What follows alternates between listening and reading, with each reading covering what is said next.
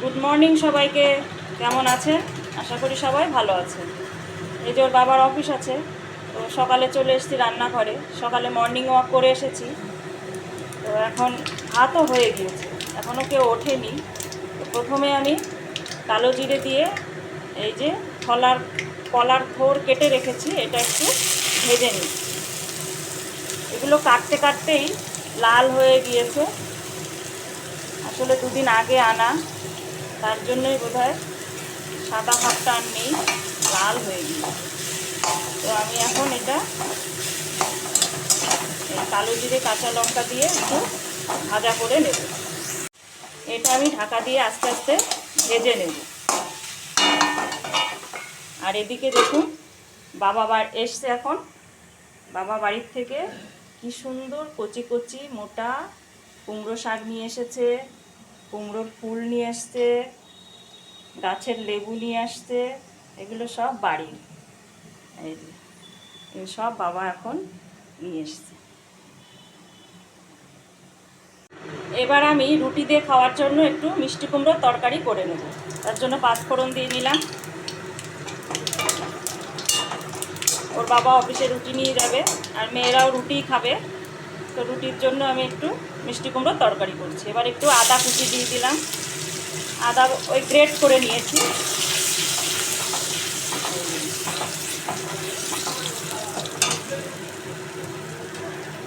এবার এই যে মিষ্টি কুমড়ো আর আলু কেটে রেখেছি, এটা দিয়ে দেবো।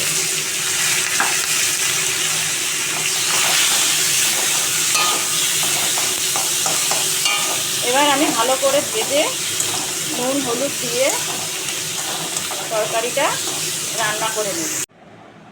আমার এই যে সকালবেলার রান্নাবান্না মোটামুটি হলো।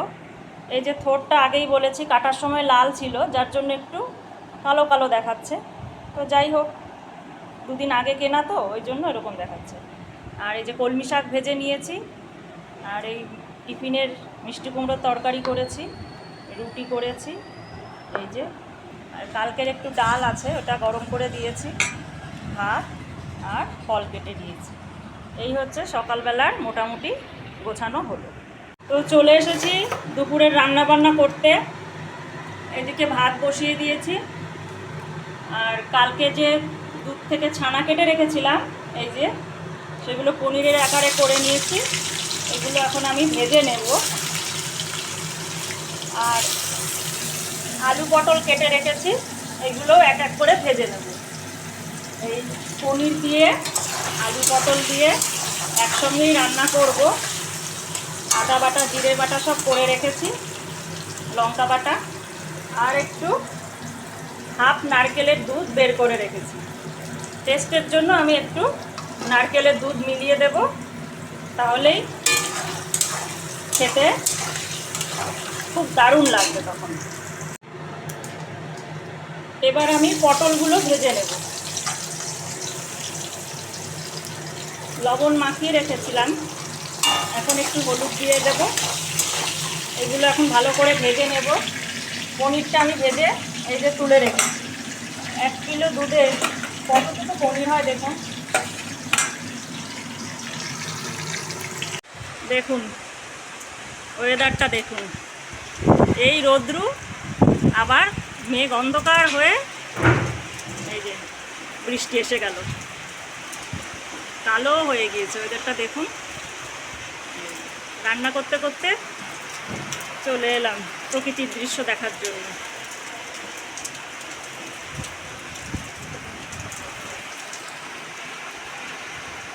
পটলগুলো ভেজে তুলে নিয়েছি, এবার পাঁচফোড়ন দিয়ে দিচ্ছি। বাইরে তুমুল বৃষ্টি হচ্ছে, সকাল থেকে যে রোদ ছিল বোঝাই যায়নি যে এতটা বৃষ্টি নামবে। ভালো বৃষ্টি শুরু হয়ে গিয়েছে, সব দরজা জানালা বন্ধ, বৃষ্টির ছাট আসছে। তো আমি এবার আলুগুলো ভেজে নেব।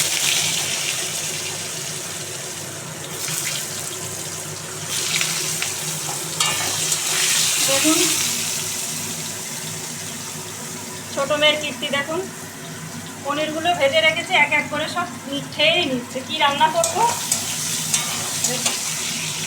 এই যে, এই বাইরের গেটটা বন্ধ করে দে। ছোটো মেয়ের কীর্তি দেখুন বৃষ্টিতে ভিজছে। সকালে এত রোদ ছিল, আমি সব টবে টবে জল দিয়েছি, আর এখন বৃষ্টিতে সারা গাছ ভিজে যাচ্ছে। আমার জল দেওয়াটাই বৃথা। দেখুন টবটা পড়েও গেল। আলু তো ভাজা হয়ে গিয়েছে, এখানে আমি লঙ্কা, হলুদ, জিরে মিশিয়ে রেখেছি। এটা দিয়ে এবার কষিয়ে নেব।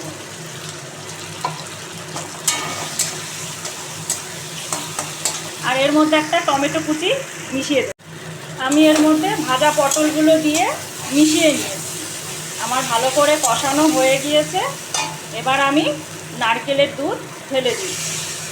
এবার এইটুকু নারকেলের দুধে তো হবে না, আমি এর মধ্যে আরেকটু জল দিয়ে ধুয়ে এটা ঢেলে দিচ্ছি।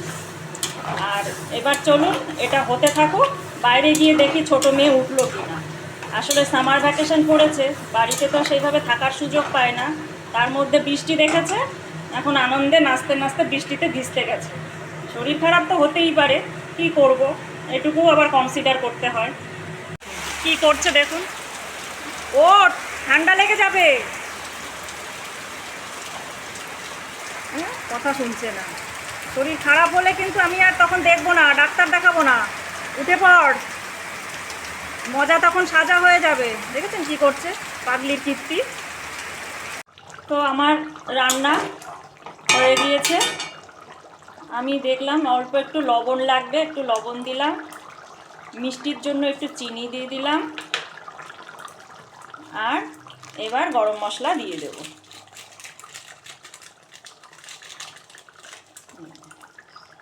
এটুকু ঝোল আমাকে রাখতে হবে, কেননা সকালের শাক ভাজা আছে আর থোড় ভাজা আছে। থোড় ভাজার কালারটা ওরকম হলেও খেতে কিন্তু বেশ হয়েছে। খাওয়ার টেস্টে কোনো ফারাক নেই, দেখতেই যা ওরকম হয়েছে। তো আমার এই তরকারিটা হয়ে গিয়েছে, এবার আমি সার্ভ করে নেব। তো এই যে এই রকম দেখতে হয়েছে, আশা করি খেতেও ভালো হবে। তো এখন সবাইকে ডেকে খেতে বসে যাব। বৃষ্টি থেমে গিয়েছে, জানালাগুলো সব বন্ধ ছিল, এখন একটু খুলে দেই। এই যে আকাশ পরিষ্কার হয়ে গিয়েছে। ছোটো মেয়েকে বউকে স্নান করতে পাঠিয়েছি, তো এলেই সব খেতে বসে যাব। আর যতবার রান্না ততবার তো রান্নাঘরে কাজ থাকেই, ও আর কি বলবো, তো সেগুলোও গুছিয়ে নেই। তো ভিডিওটি এখানে শেষ করছি। ভালো লাগলে অবশ্যই জানাবেন। আর যারা কমেন্ট করছেন, লাইক দিচ্ছেন, তাদেরকে অসংখ্য ধন্যবাদ, এবং আপনাদের আরও লাইক কমেন্ট চাই।